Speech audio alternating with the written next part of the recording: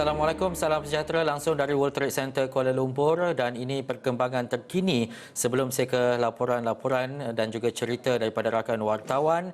Laporan terkini berkaitan dengan kejadian bencana dan banjir di seluruh negara melibatkan dua negeri, tapi saya pergi ke Johor dulu yang mana dilaporkan setakat pukul 4 petang keadaan banjir di Johor semakin buruk dengan beberapa kawasan di 4 daerah dilaporkan ditenggelami air sejak Jumaat. Dan ia membabitkan daerah Johor Bahru, Kluang, Kota Tinggi dan juga Kulai Jaya. Dan setakat pukul 4 petang, seramai 1,143 bangsa banjir daripada 308 keluarga telah dipindahkan setelah kediaman mereka dilaporkan dinaiki air. Dan kejadian banjir berpunca daripada hujan sederhana lebat tanpa henti sejak Jumaat sehingga ke waktu ini.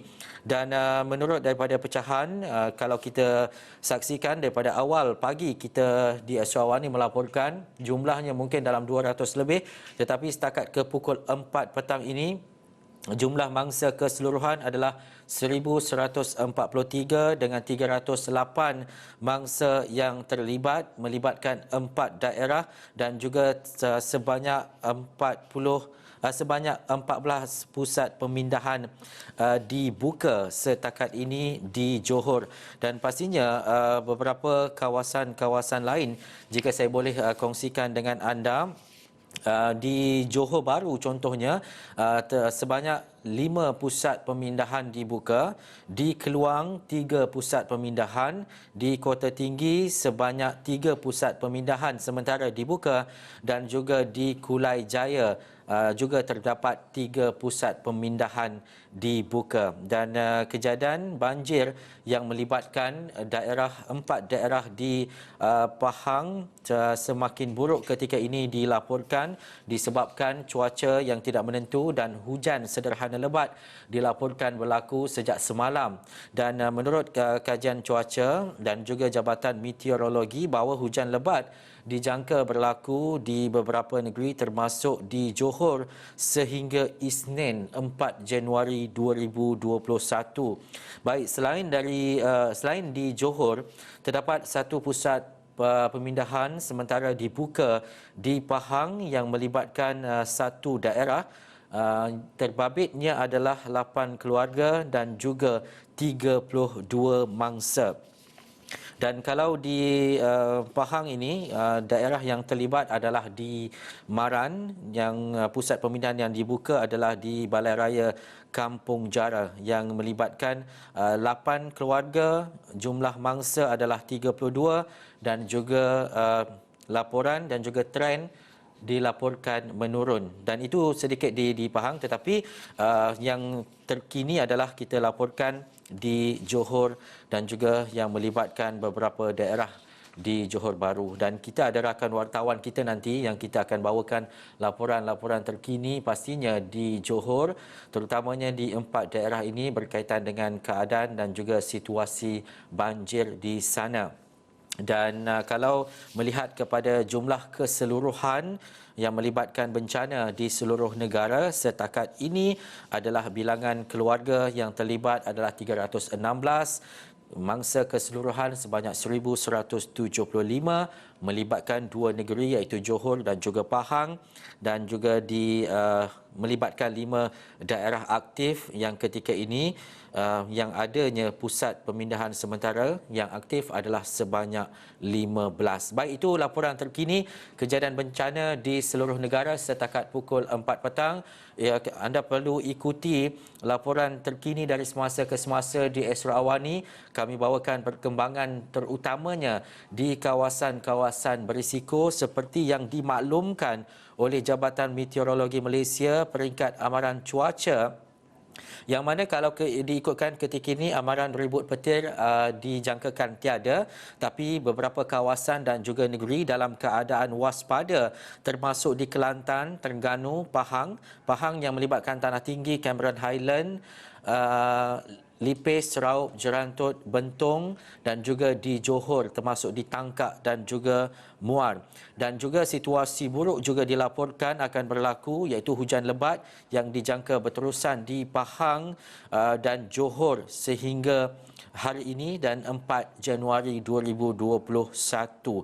Dan itu antara jangkaan Jabatan Meteorologi Malaysia peringkat amaran cuaca yang dipecahkan kepada 3 kategori, iaitu amaran ribut petir, waspada, buruk dan juga bahaya. Baik, kita akan bawakan pastinya perkembangan lanjut berkaitan dengan keadaan bencana dan juga situasi banjir dari semasa ke semasa menerusi buletin berikutnya.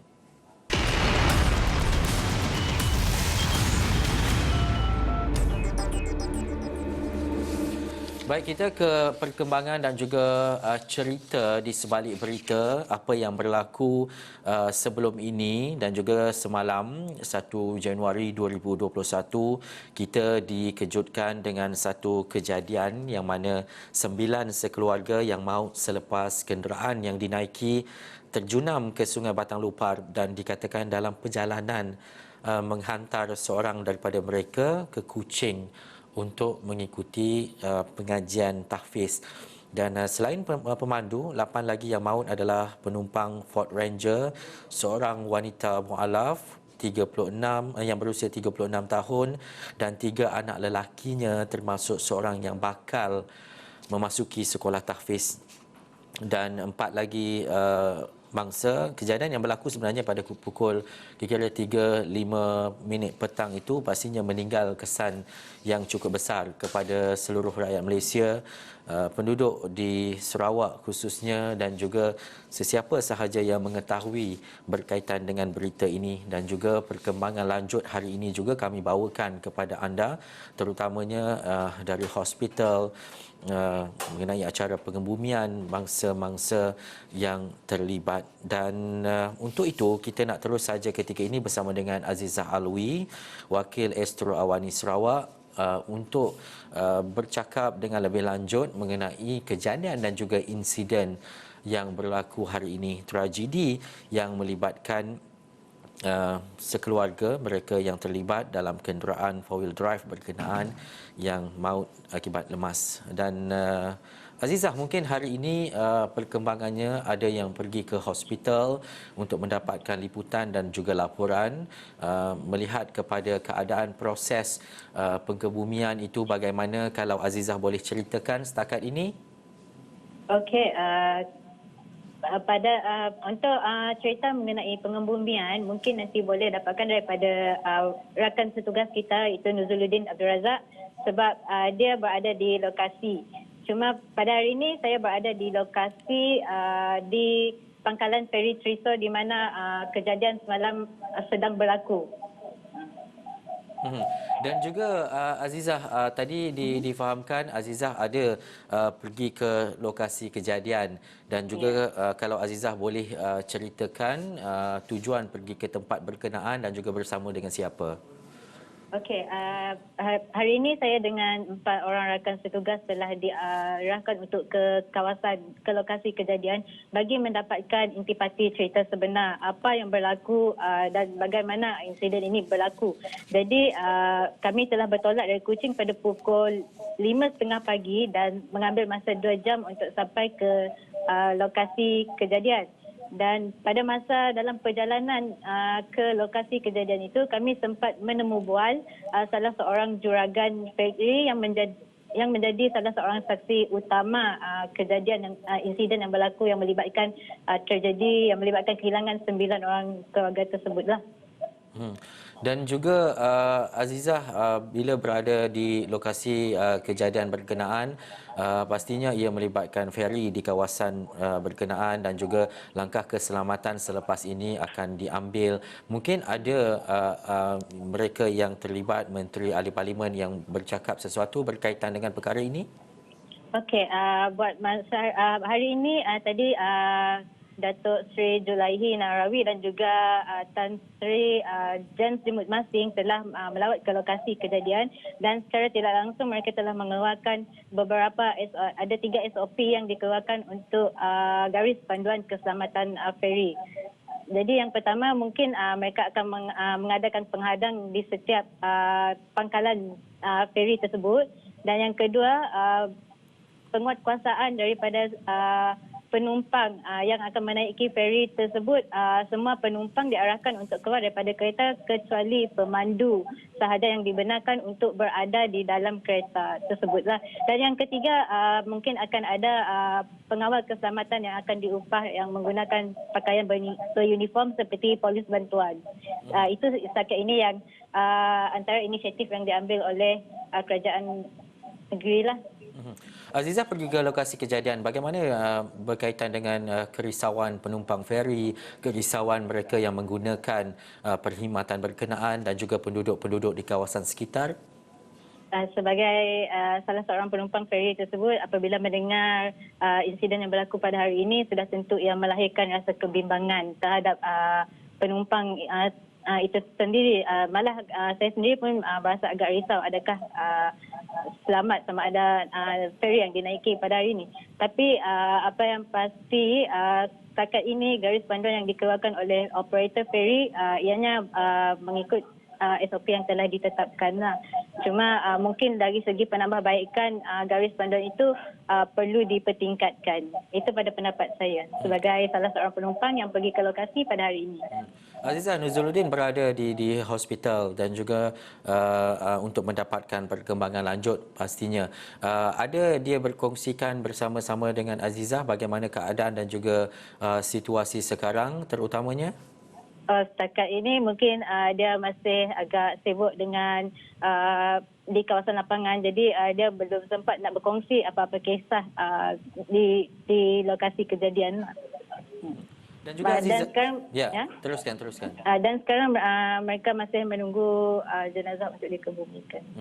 Azizah, semalam selepas mendapat perkabaran dan juga berita ini, kira-kira dalam pukul 3 petang ataupun lebih sedikit sehingga ke pukul 4 petang itu, bagaimana seorang wartawan mendapat maklumat dan juga berita ini, terutamanya bila ia melibatkan kematian keluarga dan juga ia berlaku ketika menggunakan perkhidmatan ataupun melalui kawasan jeti di feri berkenaan. Apa yang mungkin tersingkap di hati seorang wartawan seperti Azizah ketika mendapat berita awal ini semalam?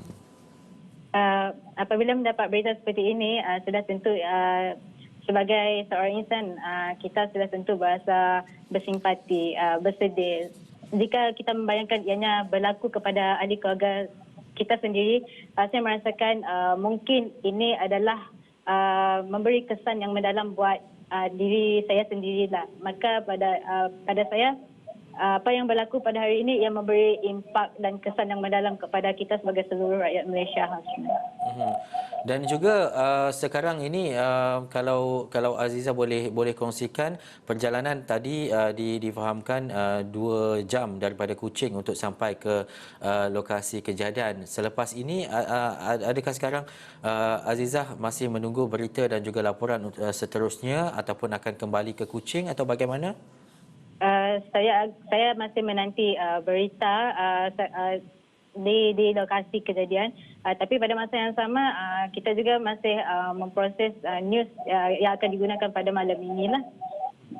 Dan juga berapa orang yang bersama dengan Azizah? Nuzul satu kita tahu berada di hospital dan juga mungkin seorang ataupun 2 kameraman yang lain. Okey, Nuzuluddin berada di Sri Aman bersama dengan Sufri Afendi, juri kamera.